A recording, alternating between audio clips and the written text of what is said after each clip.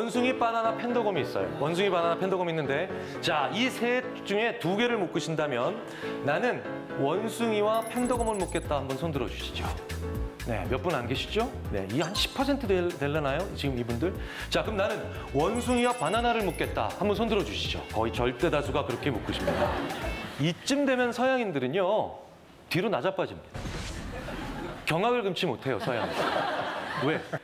동물, 식물, 동물. 야, 그러면 동물과 동물을 묶어야지. 어떻게 동물과 식물을 묶어? 근데 왠지 우리는 저렇게 묶고 싶어져요. 왠지 원숭이가 바나나를 묶고 싶어진다니까요. 왜냐? 원숭이가 바나나랑 뭔가 관계가 있어요. 우리나라는 관계주의적 관점이 굉장히 강한 나라예요. 그러니까 우리는 심지어 자기소개서를 쓸 때도요, 자기를 소개하는 게 아니라 자기의 관계를 씁니다. 대표적인 자기소개서의 전형적인 그 예가 이렇죠. 저는 엄격하신 아버지와 자상하신 어머니 사이에서 3남이녀의 둘째로 태어났습니다. 그렇죠? 중학교 때는 학급에서 부회장을 했으며 고등학교 때는 회장을 했고 대학교 때는 뭘 했고 쭉 읽어보면서 이게 다 뭐예요? 자기 관계예요. 그러다가 맨 마지막에 좀 민망하니까 자기 얘기를 살짝 합니다. 저는 소극적이지만 맡은 바 일은 적극적으로 합니다. 뭐 이런 식으로 얘기하고 끝나요.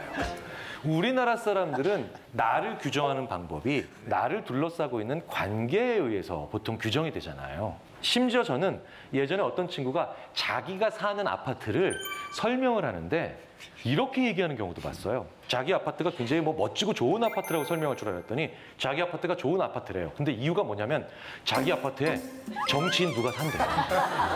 연예인 누가 살고 막 이렇대요. 그거 아무 상관없잖아요. 자기 집이 좋은 거. 근데도 우리는 이렇게 관계를 중요하게 생각합니다. 그런데 우리나라가 조금 이렇게 관점이 다양하다는 거를 인정하기에 좀 불리한 환경이긴 합니다. 바로 이 장면 때문이에요. 이게 남자분들은 흐뭇해하세요. 이 장면을 보시고. 우리나라의 유학원, 이제 우리나라에도 유학을 많이 오지 않습니까? 외국에서. 근데 이제 미국, 러시아, 중국처럼 이렇게 큰 나라에서 우리나라에 유학을 와가지고 혹은 교환학생으로 와서 이 기상캐스터께서 이렇게 얘기하실 때 이 친구들이 소스라치게 놀라는 거예요. 바로 이 대목입니다. 내일은 전국에 비가 내립니다. 이러면 이 친구들이 소스라치게 놀라요. 왜냐하면 이 친구가 사는 나라에서는 단 한 번도 전국에 비가 내려본 적이 없어요. 전국에 눈이 내린 적도 없고요. 전국이 더웠던 적도 없습니다. 생각해 보세요. 미국이나 러시아 같은 나라에서 전국에 비가 내릴 정도면 이건 뭡니까? 이건 대재앙이에요. 그러니까 우리나라는 큰 나라에 사시는 분들이 보기엔 아주 충격적이고도 놀랍고도 경이로운 장면이 얼마든지 우리나라에선 가능하죠. 그게 바로 2002년에 전 국민이 같은 색상의 옷을 입고 같은 장소에서 같은 행위를 하는 거예요. 이건 그런 나라에선 절대 불가능합니다. 그렇죠? 그러니까 우리나라는요, 동질적이기 때문에 한 목소리나 한 마음으로 뭘 하기에는 굉장히 유리하지만 그렇기 때문에 또 그 반대 측면으로 보면 무언가 다르다라는 걸 인정하기에는 좀 불리한 문화죠. 그게 관점입니다.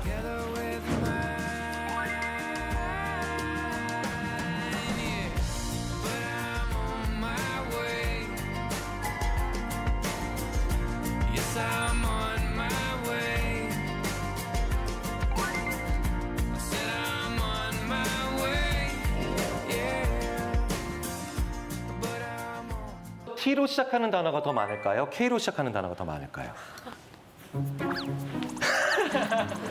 그냥 떠오르시는 대로 대답해 주시면 됩니다.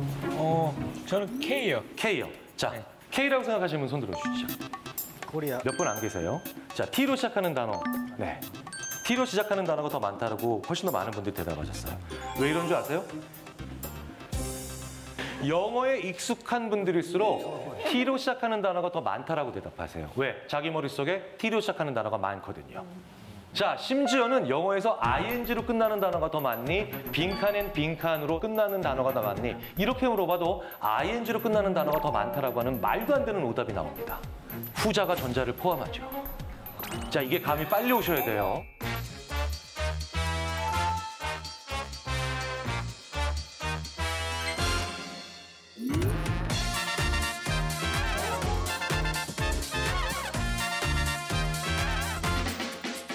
빈칸은 ing를 포함하죠? 그런데도 ing로 끝나는 단어가 더 많다라고 하는 말도 안 되는 오답이 나옵니다. 왜? 첫 번째 것들이 전부 다 내 머릿속에서 친숙해요. 익숙한 겁니다. 우리 인간은 무엇이든 내 머릿속에서 그게 익숙하면 그게 정답이에요. 그렇기 때문에 우리는 익숙하다라고 하는 것과 정답이라고 하는 것을 구분을 하기가 대단히 어렵습니다. 우리는 무엇이든 익숙하다라고 하면 그게 내 머릿속에서 떠오를 때 웬만하면 안 버리려고 하는 독특한 특징을 가지고 있죠. 이것과 관련해서는 제가 어쩌다 어른 예전에 메타인지를 설명할 때도 말씀드렸어요. 기억나시죠? 컨닝이라고 5번 해보겠습니다. 시작. 컨닝, 컨닝, 컨닝, 컨닝, 컨닝. 미국의 초대 대통령은 워싱턴이에요. 워싱턴이에요. 방금 전에 미국의 역사를 바꾸셨어요. 자, 꽃사슴이라고 5번 해보겠습니다. 시작. 꽃사슴, 꽃사슴, 꽃사슴, 꽃사슴, 꽃사슴. 산타크로스가 뭐 타요? 루돌프. 썰매 타요. 제가 그때 그래서 몇 개 알려드렸어요. 그거 다 알고 오셨을 겁니다. 상당 부서에 계신 분들이. 그래도 여전히 못 당하세요. 제가 오늘 새로운 거 하나 해드릴게요. 네. 자, 닌자 거북이라고 5번 해보겠습니다. 시작. 닌자 거북이, 닌자 거북이, 닌자 거북이, 닌자 거북이. 왜 또 마음의 준비를 하세요? 자, 3번만 더 크게 시작. 닌자 거북이, 닌자 거북이, 닌자 거북이. 세종대왕이 무슨 배 만드셨어요? 거북선. 안 만드셨어요. 네. 뭐예요? 익숙해지면 내 머릿속에서 떠오르는 게 정답이라고 착각하는 겁니다. 자, 왜 그런지 이제 그 근본적인 이유를 지금부터 말씀드리도록 하겠습니다. 첫 번째 이유가 바로 뭐냐면 인간은 인지적 구두쇠이기 때문입니다. 구두쇠는 잘 안 쓰는 사람이죠. 잘 안 쓴다라는 건 뭡니까? 그걸 사용하기 싫어한다는 거예요. 아낀다는 겁니다. 근데 뭘 안 씁니까? 인지를. 인지는 생각이죠. 인간은 생각하는 거 진짜 싫어합니다. 어떻게든 생각의 양을 줄이려고 별의별 짓을 다 합니다. 왜 그러느냐? 심리학자들과 뇌과학자들이 연구를 해보면서 이런 얘기를 많이 합니다. 우리 뇌는 10W짜리 전구다. 무슨 얘기냐? 10W짜리 이 전구를 늘 밝히고 있는 전자제품인 거예요. 우리 뇌와 신체가. 가정에서 주로 쓰시는 전구가 60W에서 혹은 또 100W짜리가 있습니다. 이거 계속 켜놓으면 우리가 어떻게 합니까? 전기요금 많이 나니까 끄자. 한 등씩 끄잖아요? 자, 그러면 10W짜리면 6분의 1이든 10분의 1이든 어쨌든 계속 쓰고 있다는 거죠. 그러니까 우리는 전기를 사용합니다. 에너지를 소모하는 거예요. 무엇 때문에? 생각 때문에. 그런데 재밌는 건 우리 인간은 직립보행하죠. 직립보행하기 때문에 우리가 누워있는 혹은 네 발로 다니는 동물보다 생각이라고 하는 것을 하게 되면 혈액을 어떻게든 쉽게 표현들어서 펌프질해서 위로 올려야 되는데 직립보행하고 있기 때문에 더 멀리 그리고 위쪽으로 끌어올려야 되겠죠. 그러니까 우리는 생각을 할 때 좀 더 많은 에너지를 소모하는 구조를 가지고 있습니다.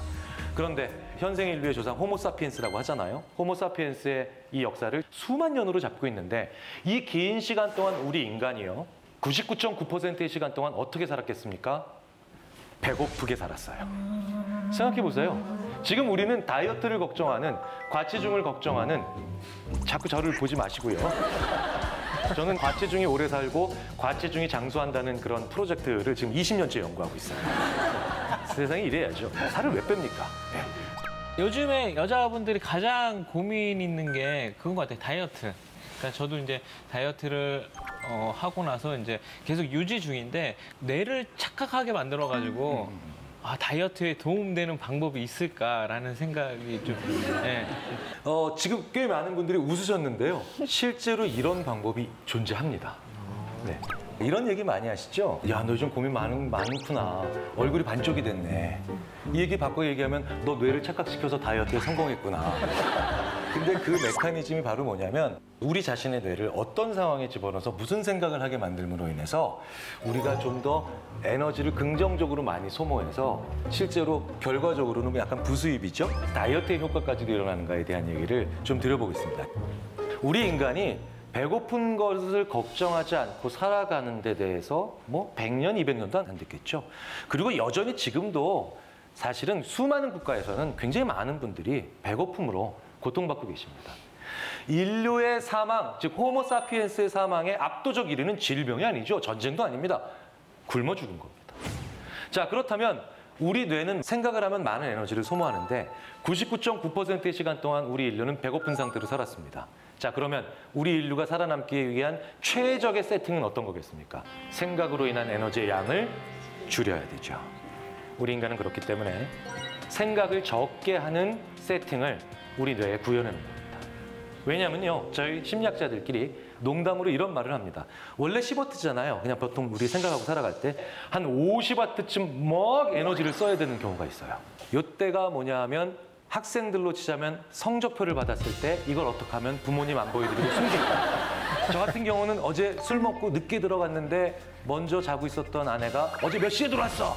이랬을 때 제가 몇 시에 들어왔다고 얘기를 해야 더러운 날까? 소위 말해서 아주 심하게 잔머리를 굴릴 때 이때 머리가 확 돌아가잖아요.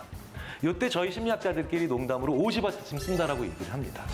그런데 이 50W를 쓰다가 또 한 30W 더해서 80W쯤 쓸 때가 있습니다. 이게 또 언제냐? 제 거짓말을 듣고 있는 제 아내가 어제 일어났던 일을 거꾸로 얘기해봐.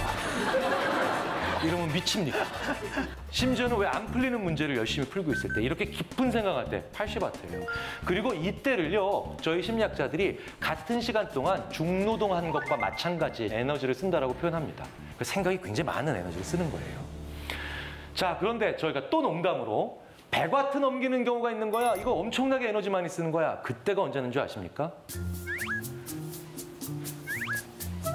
바로 시를 읽을 때. 왜? 시에는 은유법이 있죠. 영어로 메타포입니다. 이 메타포는 어떤 메타포를 듣든 우리 머릿속에서 도처에 저장되어 있는 여러 가지 개념들을 다 이어붙여야 됩니다. 눈은 마음의 창, 은유법이죠.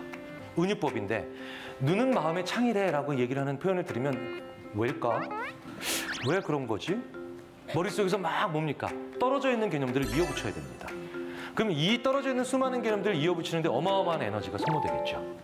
그래서 심지어는 셰익스피어의 문학 작품을 읽게 만들고 뇌의 활동량을 살펴보면 아주 드라마틱하게 많은 어마어마한 양의 에너지를 소모하는 뇌를 관찰할 수도 있었습니다. 제가 그래서 농담으로 이런 얘기 많이 합니다. 남의 메타포를 읽는, 즉 시집을 읽는 것만으로도 이렇게 힘든데 그 메타포를 생산해내는 건 얼마나 힘들까. 실제로 그래서 생각의 양이 많아지면 에너지를 많이 씁니다. 자, 그러면 예를 들어서 한 1만 년 전에 우리 조상들께서 먹을 것을 쫓아다녀서 그 다음에 나무 열매를 따기 위해서 나무로 올라가기 위해도 그런 데 쓰는 에너지도 모자랐겠죠. 그리고 늘 배고팠습니다. 그런데 생각을 깊게 하면서 사색을 하면서 은유를 즐기면서 에너지를 이런 식으로 소모했다면 그분이 살아남으셨겠습니까? 안 살아남았어요. 그래서 우리 인류는 생각을 적게 함으로 인해서 먹이 혹은 식량을 구하기 위한데 주로 그 에너지를 쓰고 생각의 양을 줄여서 그럼으로 인해서 생존하게 된 겁니다. 그러니 우리 인간은 공부하는 뇌가 아니에요. 연구하는 뇌가 아닙니다.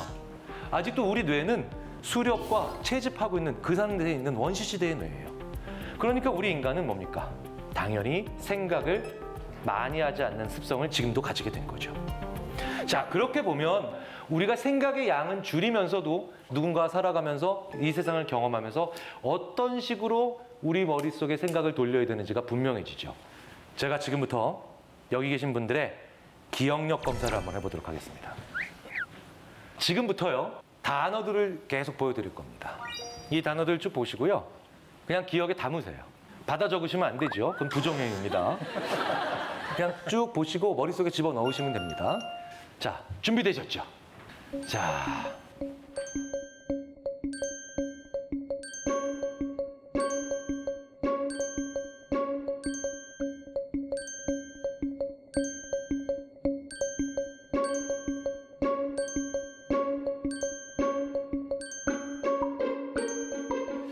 네, 다 보셨고요. 그 다음에 더 중요한 게 있습니다. 517에서 13 빼면 얼마일까요, 김정욱 씨?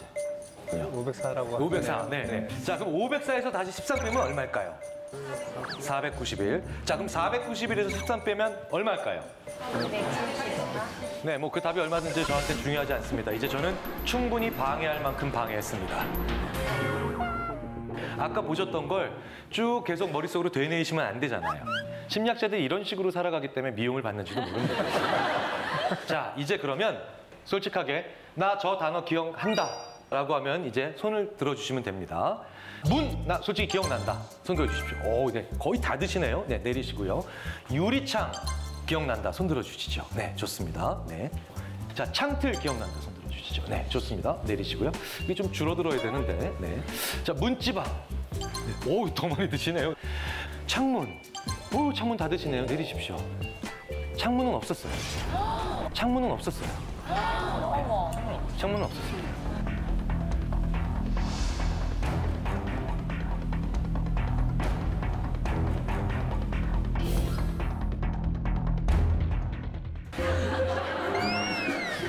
이게 인간의 기억이에요.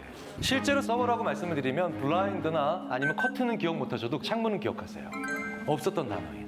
이게 인간의 두뇌입니다. 인지적 구두쇠인 인간은 보자마자 묶어서 편집해요. 그랬어요. 여러 가지를 다 가지고 가는 것보다 이게 더 낫거든요. 더 절약할 수 있거든요. 그래서 우리는 그걸 담고 기억이라고 부릅니다. 무슨 얘기냐? 어제 소개팅했던 그 남자 어땠어? 라고 여학생한테 친구가 물어봐요. 그러면 그 여학생이 이걸 다 기억하고 편집하지 않고 정확하고 컴퓨터처럼 이렇게 대답을 해줍니다. 어제 만난 그 남자 키는 174.2cm였고 모발은 36만 5천 개였고 눈과 눈 사이가 4.7cm 떨어져 있었어. 친구가 이 정확하고 완벽한 기억을 들으면서 기분이 좋을 리가 없죠. 그래서 이렇게 얘기합니다. 그래서 그 남자 어땠어? 다시 얘기해봐. 그러면 이 친구가 또 고지고대로 더 정확한 기억을 요구하는구나 라고 해서 검은색 바지를 입고 있었고 파란색 구두를 신고 있었고 하얀색 벨트를 하고 있었어. 이러면 친구가 그 장면을 상상하시면 안 돼요. 네. 자, 이렇게 하면 그 친구분이 심지어는 한 대 때릴 수도 있어. 야! 도대체 뭘 요구한 건가요? 그 남자가 괜찮았냐? 안 괜찮았냐? 물어보는 거죠. 그런데 그 남자가 괜찮았냐 안 괜찮았냐는요. 그 남자랑 아무 상관없는 거예요. 그냥 내가 그 남자를 어떻게 편집했느냐, 어떻게 느꼈느냐죠. 우리는 그걸 담고 기억이라고 불러요.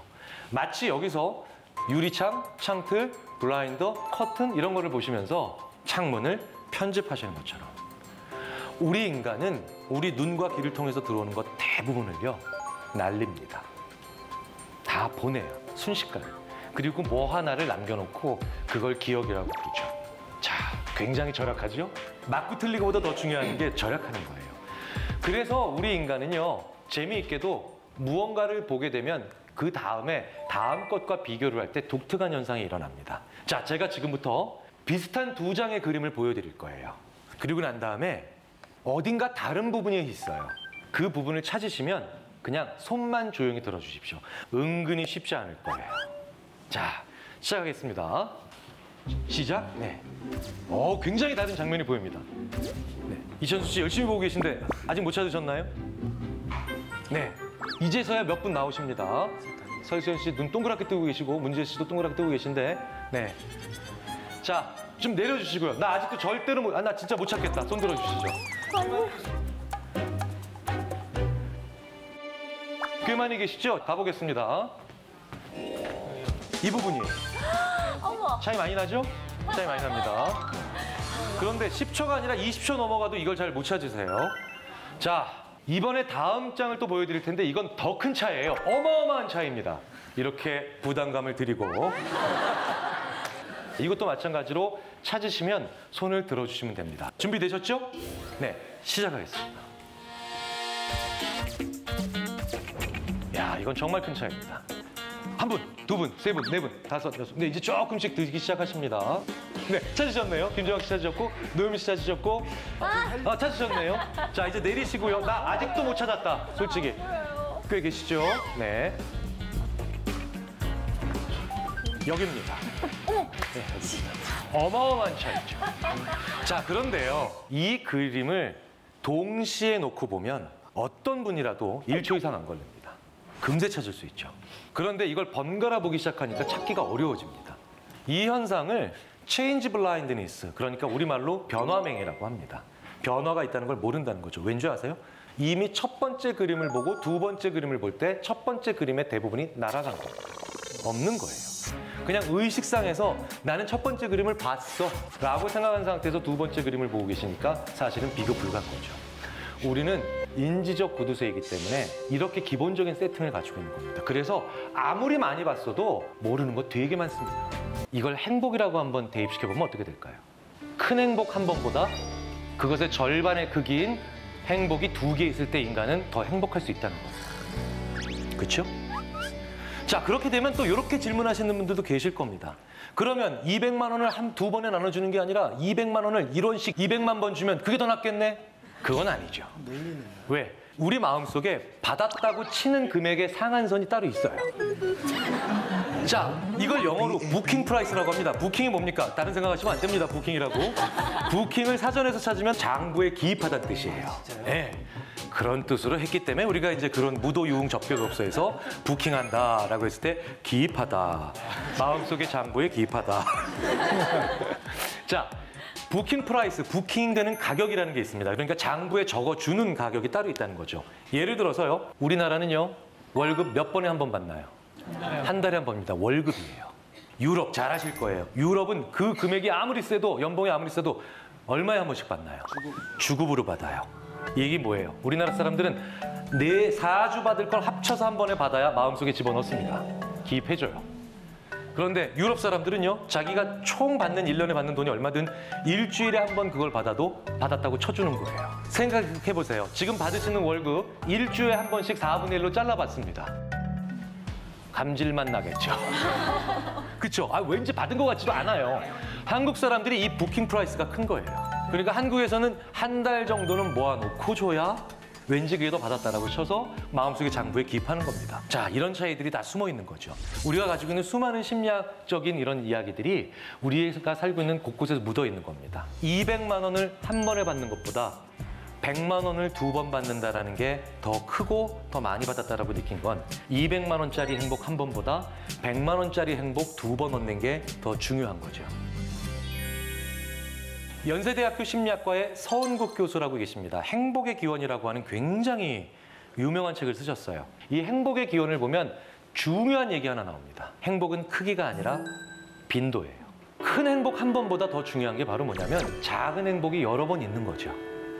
왠지 아세요? 실제로 우리 인생이 쭉 지나가면서 이 행복의 양을 총합을 매기면요, 다 결국 0에 수렴합니다. 인생이 이런 거예요. 쭉 기분을 내가 느낍니다. 행복감을 느껴요. 뭡니까? 기분 좋았던 날 0 이상이겠죠? 기분 나빴던 날, 즉 불행하다고 느낀 날 마이너스로 가는 날일 겁니다. 즉 다 합하면 결국 0에 수렴합니다. 그렇죠? 우리 인생 세옹지마잖아요. 자, 그렇다면 이렇게 쭉 들어갔을 때 어쨌든 결국은 평균은 0이지만 빈도는 달라질 수 있죠. 약간씩 많이 올라가면 같은 평균 0이라도 빈도가 100일 수도 있고 큰 거 한 번으로 해서 1일 수도 있겠죠. 우리 인생에서요, 바로 이것 때문입니다. 행복의 빈도가 많아야 오래 살 수 있고요. 행복의 빈도가 많아야 우리는 건강하게 살 수가 있습니다. 큰 행복 하나만 누리고 산다는 건 오히려 굉장히 불리할 수도 있다는 거예요. 한 번에 느낀 행복의 양으로는 여기 계신 어떠한 분들도 저분들을 못 이기세요. 한 분 이기실 수 있는 분이 계실 수 있겠네요. 우리 이천수 씨께서는 워낙에 큰 행복을 몇 번 느끼셨으니까. 자, 하지만 우리가 감히 범접할 수도 없는 행복의 양을 느끼셨던 저분들이 사실은 공통점이 있죠. 너무 가슴 아프게도. 왜? 저분들은요, 행복의 빈도가 낮았던 겁니다. 그러니까 똑같은 크기의 인생을 살아가면서 결국 합하면 다 똑같은 크기의 행복의 양을 우리가 가지고 살아갔을 때 그걸 우리가 너무 크고 멀고 먼 미래에 있는 어마어마하고 위대한 걸로 보지 말자는 거예요. 작은 행복 여러 개를 느꼈을 때 그 빈도가 우리를 오래 살게 하고 건강하고 진짜 행복하게 만듭니다. To light the night, to help us grow, to help us grow.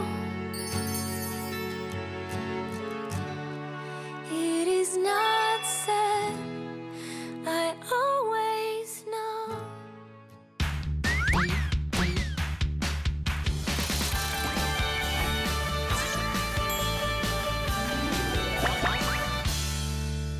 우리 인간은 매 순간 우리 관점의 지배를 당합니다. 가끔 장 보실 때 이럴 때 있죠? 브랜드 A는 품질이 좋아요. 브랜드 B는 품질은 좀 떨어지지만 가격 경쟁력이 좋습니다. 다시 말해서 싸다는 거죠. 자, 둘 중에 뭐 사실지 고민이 되실 때가 있어요. 뭐 사지? 뭐 사지? 우열을 못 가리겠어요. 근데 재밌게도요, 이때 눈을 살짝 돌려서 저쪽 한 구석을 봤을 때 제3의 브랜드인 C가 눈에 들어오면서 A, B 간의 우열이 바뀌는 경우가 꽤 많아요. 그런데 저 브랜드 C가요, 브랜드 A에 대해서는 품질이 떨어지죠, 형편없이. 하지만 가격 경쟁력은 여전히 좋습니다. 그러니까 브랜드 A와 C는 1승 1패예요.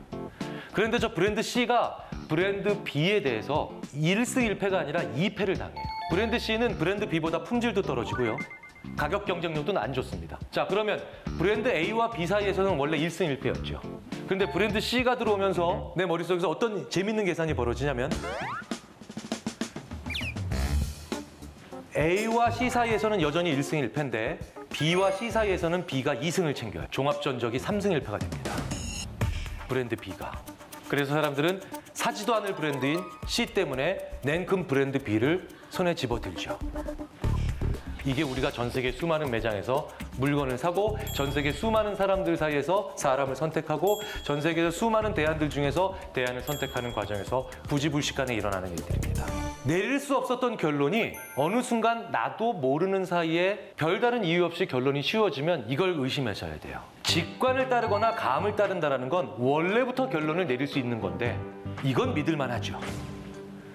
그런데 결론을 내릴 수 없는 상황인데 아무런 근거가 없이 내가 갑자기 결론을 내리거나 선택이 가려지면 이건 뭡니까? 내 주위에 브랜드 C가 들어가 있는 거예요. 우리 인간은 매 순간 우리는 이렇게 관점의 영향을 받는다는 거죠. 자, 그렇다면 우리가 이 관점 속에서 고집스럽게 사용하는 몇 가지 우리가 한번 생각해 봐야 될 만한 것들을 우리가 한번 살펴보겠습니다. 굉장히 어려운 기말고사를 치른 학생들입니다. 이 친구들은 그리고 이걸 패스, 즉 통과해야만 이제 졸업이 돼요. 그러니까 당연히 중요하죠. 근데 결과를 내일 오후가 돼야 알 수 있습니다. 오늘은 알 수 없어요. 자, 그런데 이 친구들이 이제 시험 치르고 배고프니까 이제 밑에 지하식당에 내려갔는데 지하식당 옆에 여행사가 있네요. 한 군의 여행사에서 이렇게 돼 있어요. 내가 너무 가보고 싶었던 동남아시아 여행 상품권이 광고돼 있습니다. 너무 조건이 좋아요. 가격도 좋고. 근데 문제가 밑에 이렇게 써 있습니다. 오늘까지만 계약 기간이에요. 근데 밑에 한 줄이 또 있네요. 5,000원을 더 내면 내일까지 계약 기간을 연장해 준답니다. 이러면 5,000원 더 내고 내일까지 기다리시겠습니까? 아니면 지금 당장 여행 상품 사시겠습니까? 당장 계약을 하겠죠. 당장 계약하겠습니까? 네. 당장 계약하겠다라고 생각하시는 분 한번 손 들어주십시오.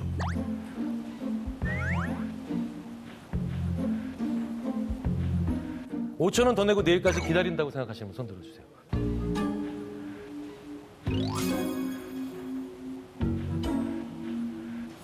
더 많이 계세요.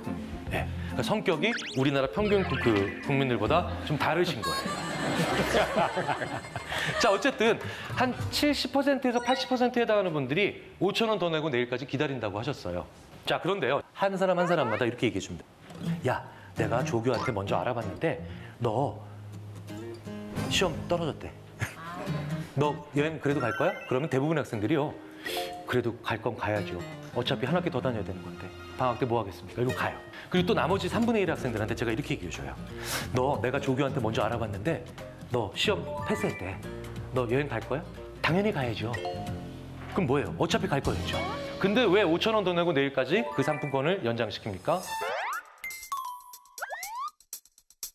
내가 지금 시험에 떨어져서 힐링하려고 여행을 가야 되는지, 시험에 붙어서 셀레브레이션, 야 신난다고 여행 가야 되는지, 슬퍼서 가는지 아니면 기뻐서 가는지를 아직 모른다는 겁니다. 사람들은 이유에도 돈을 지불한다는 거죠. 꽤 많은 사람. 이 얘기를 종합하면 사람들은 마음속으로는 A가 더 좋은 걸 알아요. 그런데 옆에 있는 B가 너 왜 B를 선택했어? 라고 했을 때 이유를 얘기를 잘 할 수 있어요.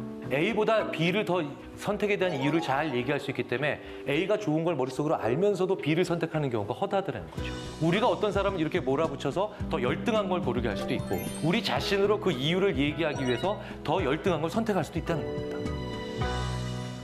복권 1,000원짜리죠. 보통 우리 로또 복권 1,000원이죠. 1,000원짜리 복권을 제가 쭉 다 나눠드렸습니다. 나눠드렸어요. 자, 그러고 난 다음에 제가 복권 잘 가지고 있다가 다음 주에 한번 맞춰보세요. 재미삼아서 하고 전 갑니다. 그런데 저를 시기하고 질투하고 있는 어떤 다른 사람이 와서 김경일 교수가 여기 계신 분들한테 선물 드리는 게 너무 짜증나니까 자기한테 되팔라고 합니다. 파시겠어요? 아니요. 아니요? 안 파세요? 안 파십니까? 안 파십니까? 안 파십니까? 파실 것 같아요, 왠지. 그래도 왠지 오늘 김상중 씨께서는 파실 것 같습니다. 저도 안 파. 안 파시겠습니까? 안 파실 거예요. 자, 1,000원짜리 복권 누가 1,000원에 다시 팔라고 하면 나 1,000원 받고 팔겠다. 한번 손 들어주시죠. 한 분, 두 분, 딱 두 분 계시네요. 나머지 분들은 전부 다 안 파시는 거죠. 실제로 이걸 팔게 만들려면요, 훨씬 더 많은 금액이 필요합니다. 제가 옛날에 일종의 몰래카메라 실험을 한 적이 있어요. 에스컬레이터를 타고 올라옵니다, 지하철역에서. 근데 이제 저희들이 일부러 잘 보이는 데다가 떨어뜨려 놔요. 그럼 이제 이거 뭐지 하고 주셨는데 아직 날짜가 안 지난 유효한 복권인데요. 유효한 복권이니까 아이고 공짜로 하나 얻었네라고 생각하시겠죠? 저희가 일부러 마음에 불을 지르기 위해서 밑에 배우가 한 명 다시 들어가요, 같이. 이 친구가 뭐라고 얘기하냐면요. 이거 복권 주셨네요 하면서 그 주순 복권이 당첨이 잘 된다는데 말도 안 되는 얘기죠. 주순 복권이 당첨이 잘 된다는 건 말도 안 되는 얘기입니다. 그런데 이 말까지 들으시면 이제 눈에서 레이저가 나옵니다. 그러면서 이 청년이 한 20m쯤 앞으로 가다가 다시 돌아와요. 이 친구가 다시 이렇게 얘기합니다. 아주머니, 이 복권 저한테 파시죠. 어림도 없습니다. 2,000원 어림도 없어요. 5,000원 더 열받아요. 10,000원이 넘어가야 사람들이 팔아요. 왜겠어요? 이 복권의 당첨 확률과 당첨의 금액을 합하면 1,000원이 한참 모자릅니다. 하지만 이 복권이 내 손이 아니라 제 손으로 옮겼을 때, 내가 되팔았을 때, 이 복권이 당첨됐을 때 내가 치러야 하는 후회의 양은 천문학적이에요. 그러니까 우리는 경제학적으로 이해가 안 되는 행동이라도 얼마든지 할 수 있다는 겁니다. 그때 어떤 할아버님 한 분은 결국은 안 팔고 가시면서 저희에게 5분짜리 욕을 하셨어요. 그 욕은 정말 미학이 느껴지는, 그러면서 네가 나의 10억을 하면서 가시고 이게 10억짜리 후회가 되는 거예요. 이게 뭡니까? 이유 못지않게 두 중요한 인간의 관점을 지배할 수 있는 또 다른 이유가 뭐냐? A가 더 좋다는 걸 마음속으로 알아요. 머릿속으로 알아도 B가 후회를 덜 할 만한 것들이 있으면 우리는 얼마든지 또 B를 고르는 그런 일들을 할 수 있다는 거죠. 우리는 내 머릿속에서 생생한 게 세상에 더 많이 일어나고 세상에 더 중요하고 세상에 더 그럴 일이 많이 일어날 수밖에 없다고 믿습니다. 당신은 어떻게 죽을까? 이렇게 물어봅니다. 당신은 총에 맞아 죽을 위험이 얼마나 된다고 생각하느냐? 당신은 계단에서 굴러떨어져 죽을 확률이 얼마나 된다고 생각하느냐? 이러면요, 총에 맞아 죽을 위험은 항상 과대평가됩니다. 그런데 계단에서 굴러떨어져 죽을 위험은 항상 과소평가돼요. 왜겠어요? 내 머릿속에서 첫 번째 죽음은 생생히 상상이 가능하지만 두 번째 죽음은 생생하게 상상이 안 돼요. 생각해 보십시오. 세상의 영화나 TV나 드라마에서 주인공이 총에 맞아 죽지 누가 계단에서 굴러떨어져 죽습니까? 자, 그렇기 때문에 내 집에 혹은 우리 동네에 총을 들고 들어오는 괴한이나 낯선 사람을 방어하기 위해서 CCTV나 보안 장비에는 수만 불을 쓰기 시작하지만 나를 언제나 굴러떨어져 죽게 만들 수 있는 내 집에 낡아서 미끄러운 카펫을 500불이면 교체할 수 있는데 아무도 교체를 안 하더라고요. 이런 일이 굉장히 많습니다. 대단히 가슴 아픈 사고지만 1994년에 우리나라에서 성수대교가 무너지는 참사가 일어났습니다. 정말 많은 목숨들, 안타까운 목숨들을 우리가 잃었죠.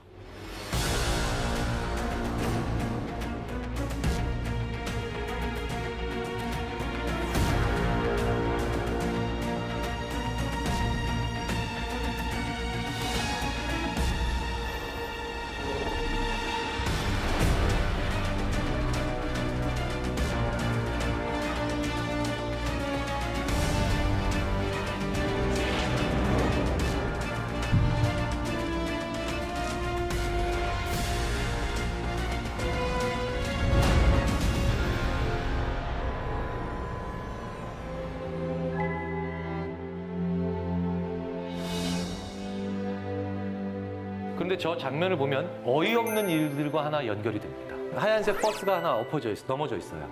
무학여고 학생들을 태우고 가던 굉장히 큰, 그러니까 노선버스죠. 이때 무학여고 학생들 어린 목숨, 안타까운 목숨 많이 잃었습니다. 사람들이 많이 둘러싸고 있는 데는 어디냐?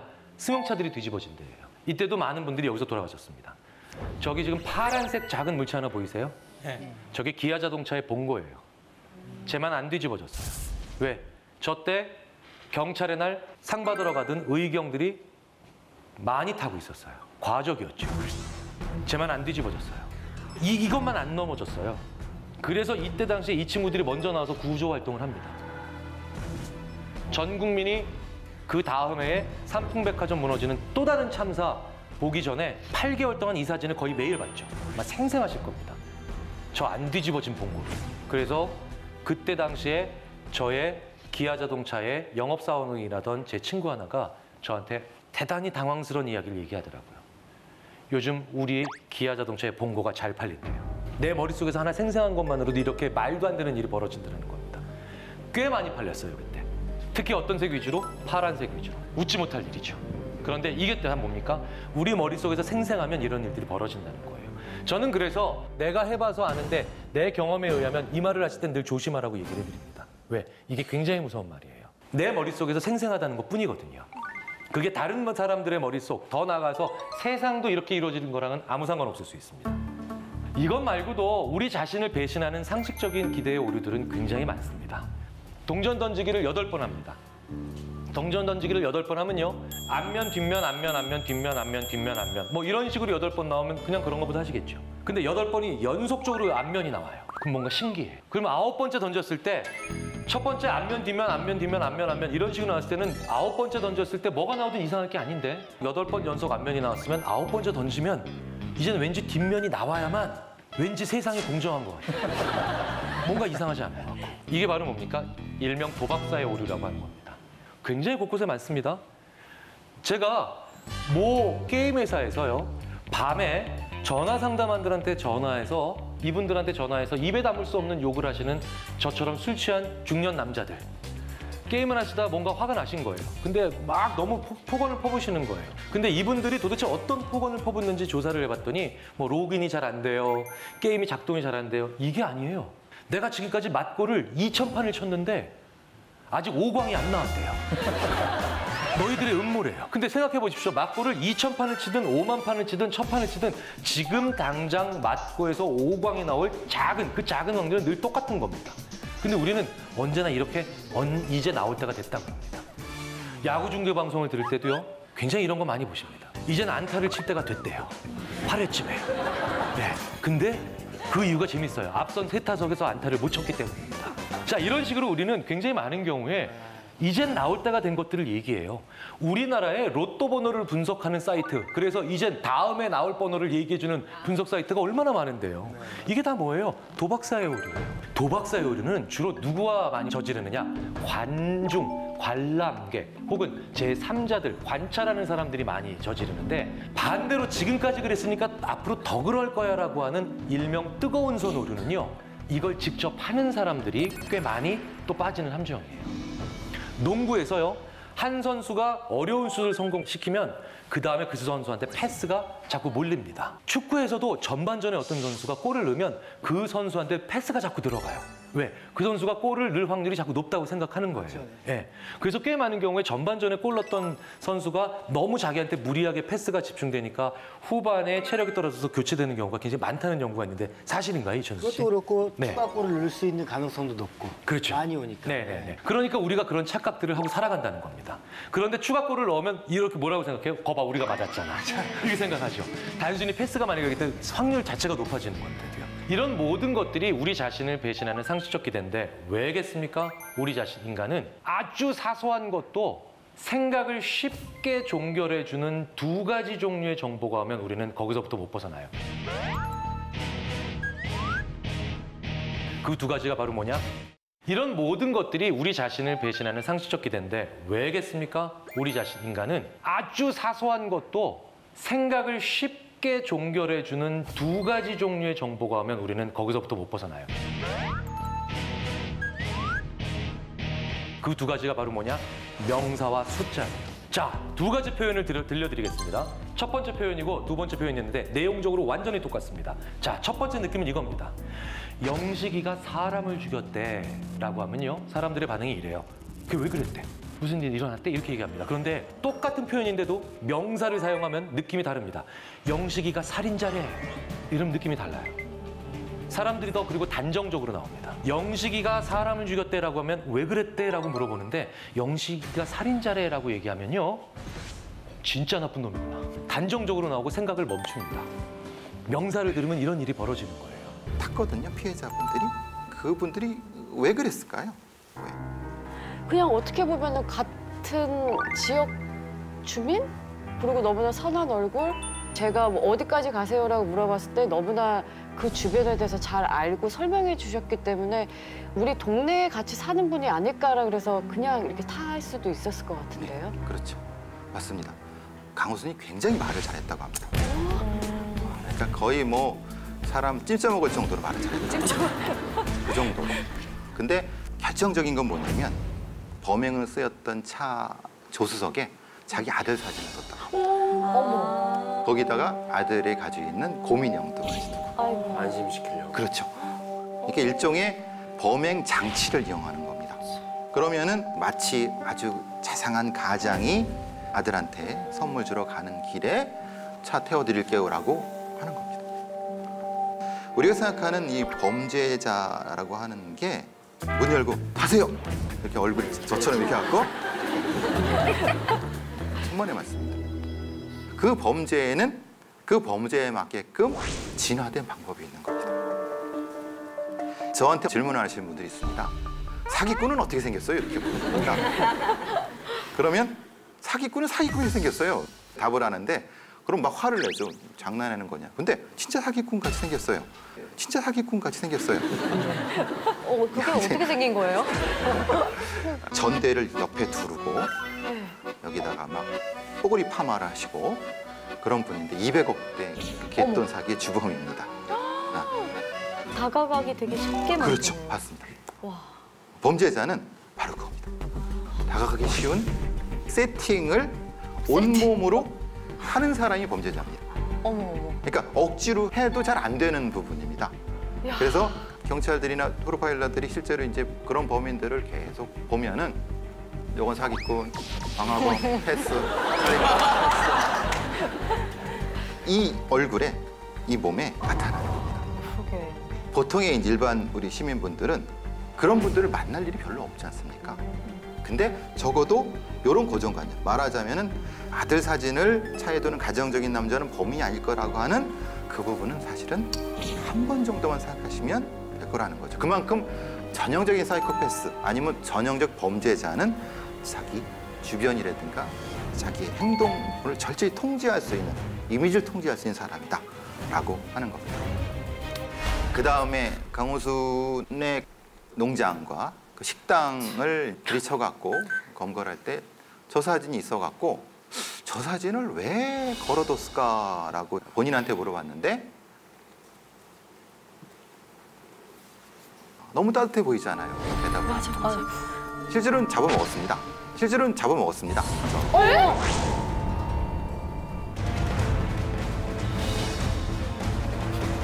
왜냐하면 사이코패스는 진짜 인면수심이네. 공감 능력이 없기 때문에 반려동물을 키울 수가 없습니다.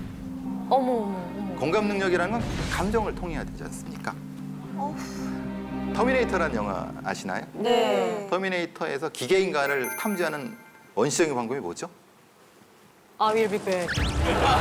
I will be back. 저 이따 잠깐 보시죠. 개소리가 나죠, 개소리가. 보면 개가 짖습니다. 그러면 저 기계인간이다라고 사격을 합니다.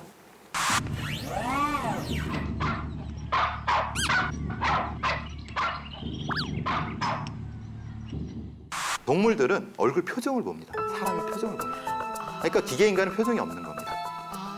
그 로봇이니까요.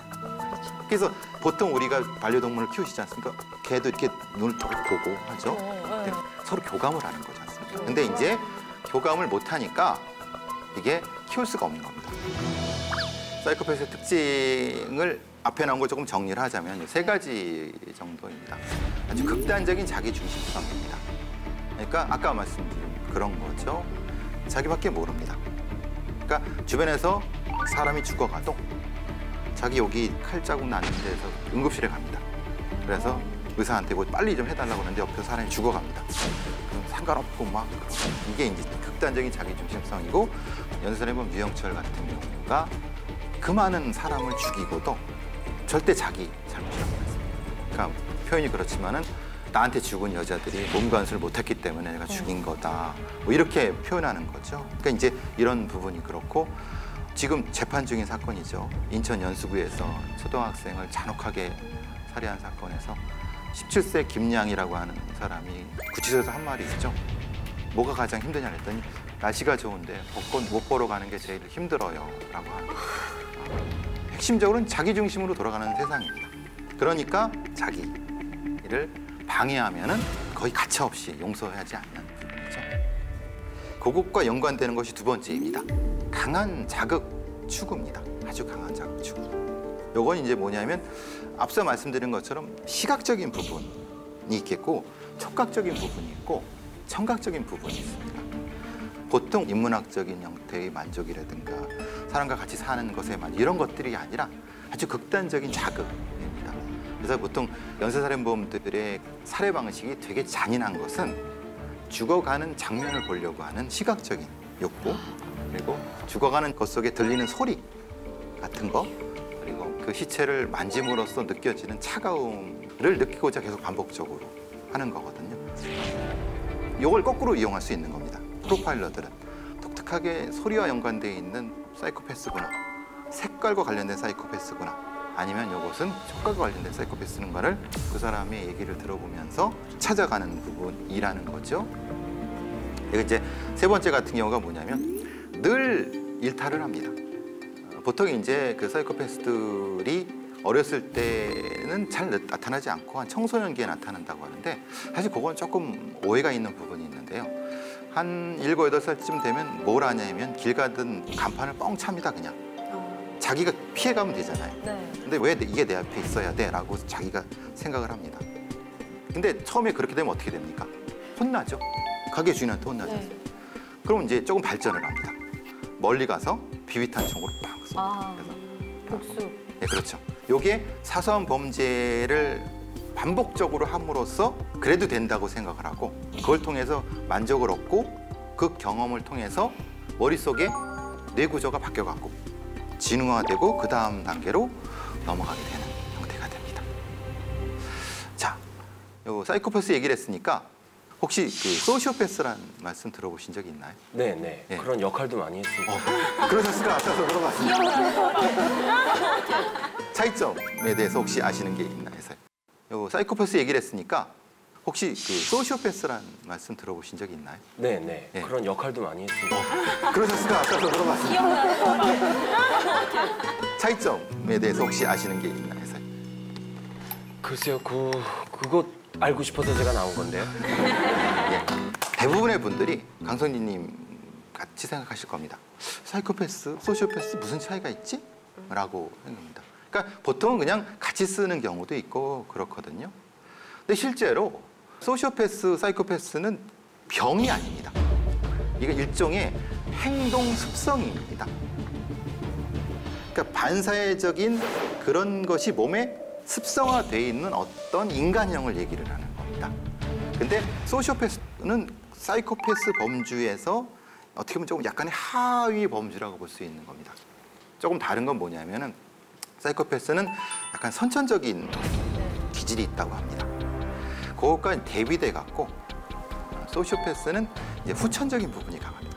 그러니까 말하자면은 양육하는 가족에 관련된 부분에서 조금 극단적인 형태의 양육 방식을 겪었거나 아니면은 극단적으로 이기적인 형태의 부모를 만났거나 아니면 방임하는 부모를 만났을 때 만들어지는 또 하나의 인간형인데 그렇기 때문에 사이코패스이면서 소시오패스일 수도 있다고 얘기를 합니다. 예전 같은 경우는 사이코패스와 소시오패스가 분리된다고 하는데 꼭 그렇지만은 않습니다. 그래서 소시오패스는 목적을 위해서는 수단 방법을 안 가리는 겁니다. 그 성과의 달콤함에 한번 맛을 본 사람이면은 일정 정도 뇌의 만족도가 바뀌어서 다음에도 똑같은 방식을 할 수 있다는 얘기입니다. 일종의 그것은 마약과도 같다고 얘기를 하는 겁니다.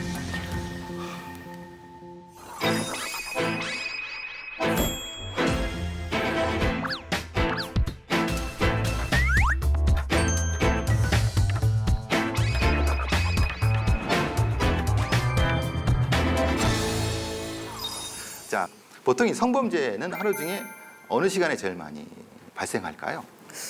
해 뜰 때는 좀 부끄럽지 않을까요? 그러니까 뭐 밤이나 새벽 이럴 것 같은데요. 밤이나 새벽. 네. 제가 저렇게 얘기했는데도. 아닌가요? 낮 시간?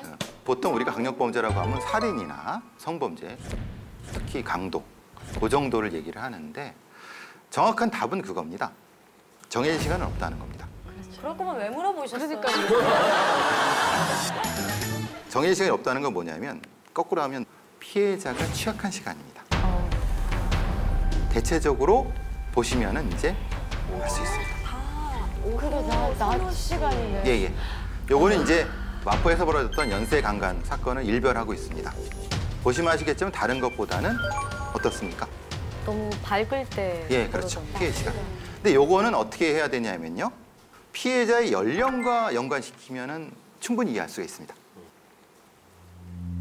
13세 분이 왜 3시 30분에 피해를 당하죠? 하교 시간. 그렇죠. 하교를 했는데 한부모 가정이거나 아니면은 뭐 맞벌이 하시는 부분이라는 거를 그렇기 때문에 그렇죠. 근데 그걸 어떻게 알았을까요? 사전에 미리 조사. 그렇죠. 그렇습니다.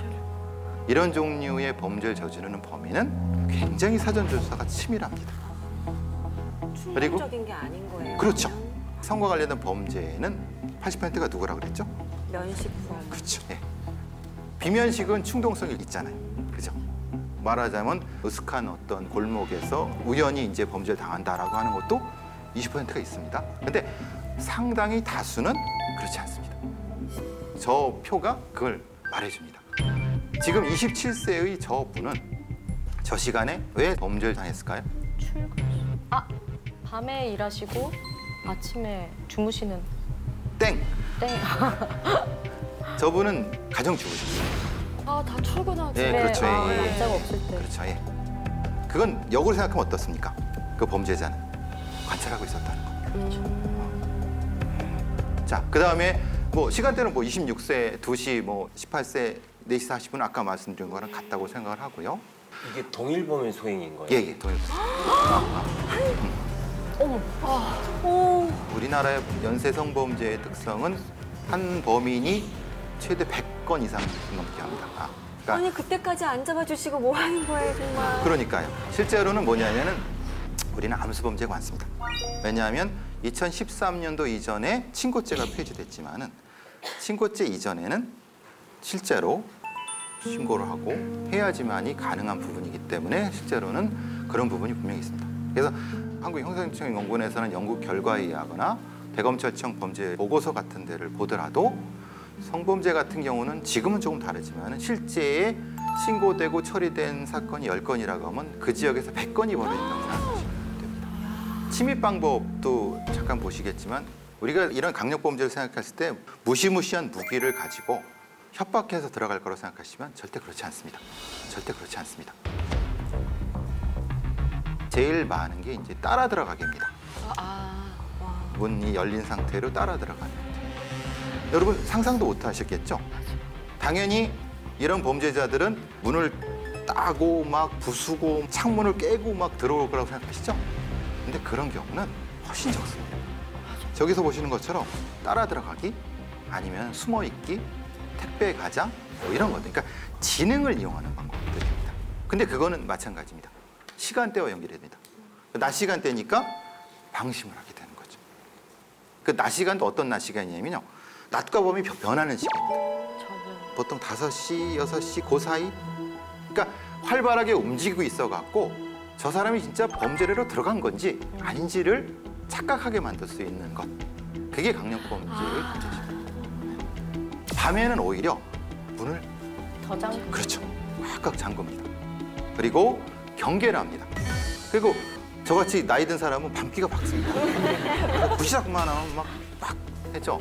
근데 밤에 발생하지 않는다는 거 아닙니다. 세 번째, 범행을 저지르는 사람은 따로 있다 라고 하는데 이건 아까 말씀드린 것처럼 실제로 이 범인이라는 것은 가장 평범한 이웃입니다. 제가 이제 연쇄성범죄 사건을 수사하러 동네라든가 이런 데를 수사하러 돌아다니면 반드시 저는 신고당합니다. 이 견적이 나오지 않습니까? 이 견적이 나오지 않습니까? 신고당하거든요. 근데 이상하죠. 내가 경찰인데? 근데 저는 숨을 생각을 안 하는 겁니다. 위장할 생각을 안 하는 겁니다. 근데 그 범죄자는 위장하고 있거든요.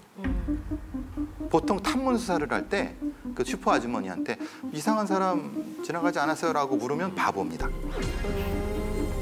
신참 경찰들한테 그렇게 물어보지 말라고 합니다. 이상한 건 네 기준이지. 그게 아니라 요러한 행동을 하는 사람은 지나갔나요? 라고 물어봐야 됩니다. 근데 저는 그래도 신고당합니다. 근데 보통 동네 주민 아니면은 그 동네에 적어도 몇 번은 와봤을 것 같은 사람이니까 아무리 탐문을 해도 드러나지가 않는 거예요. 2006년, 2007년 사이에 저런 사건이 있었습니다. 오후 6시가 되면 모자 마스크를 쓰고 그냥 지나가는 여중생, 여고생을 따라가 성추행을 했습니다. 근데 그 범인이 동네 중국집 주인이었어요. 근데 이제 하필 왜 6시였을까? 여러분들이 한번 프로파일러라고 생각하시고 생각을 한번 해보세요. 아까 말씀하셨던 것 중에서 시간대도 해가 질 때쯤, 그리고 학생들은 학원이나 학교에서 이동할 수 있고 가장 많은 이동 시간인 것 같고, 그래서 그렇죠. 두 가지 요인이죠. 네. 그러니까 그 시간대에 대한 네, 네. 부분인 거죠. 저 범인이 저 시간대에 이제 저희들한테는 이제 방아쇠 효과라고 합니다. 그러니까 이제 트리거가 되는 거죠. 6시 되면은 방아쇠가 당겨지는 거죠. 빵. 근데 저 범인은 이제 좀 독특하게 왜 성범죄를 했냐라는 범죄를 했을 때는 이 범인이 당했던 트라우마와 연관이 됩니다. 그러니까 어렸을 때 어머니로부터 성적 학대를 당했습니다. 친어머니한테. 그래갖고 가장 고통스럽게 당하던 그 순간에 노을. 예, 그걸 봤습니다. 예, 노을을 그걸 본 봤습니다. 거예요. 그러니까 그것이 이제 이 사람한테는 방아쇠 효과가 되는 겁니다. 특정한 시간에 당했던 그 감각이 고통 속에서 막 여기 응어리 치다가 자기가 힘이 생겼어요. 그러니까 그거를 범죄로서 나쁜 방식으로서 표출한 부분인 거죠. 이게 독특한 성범죄를 저지르는 범인들의 머릿속의 메커니즘입니다. 머릿속에 있었던 트라우마가 있고 그 사람의 그것을 폭발시키는 또 하나의 요소가 그 사람을 범죄로 이끄는 그런 형태가 되는 거죠. 이런 연쇄강간범은 현장에서 잡아야 돼요. 왜냐하면은 연쇄강간범들은 아주 지능적이었고 성범죄자들 자체가 사실은 요즘 많이 지능적이기 때문에 물적 증거가 하나도 없습니다. 콘돔을 사용하고 또 약품 같은 걸 가져서 DNA를 지워버립니다. 그리고 피해자한테 그 현장을 다 청소하게 만듭니다. 그러니까 증거가 없으니까 어떻게 합니까? 현행범이라고 하는 것은 이제 그 범죄가 일어날 만한 그 시간대에 쫓아가서 잠복하고 있다가 잡는 이런 방법밖에 없는 거죠.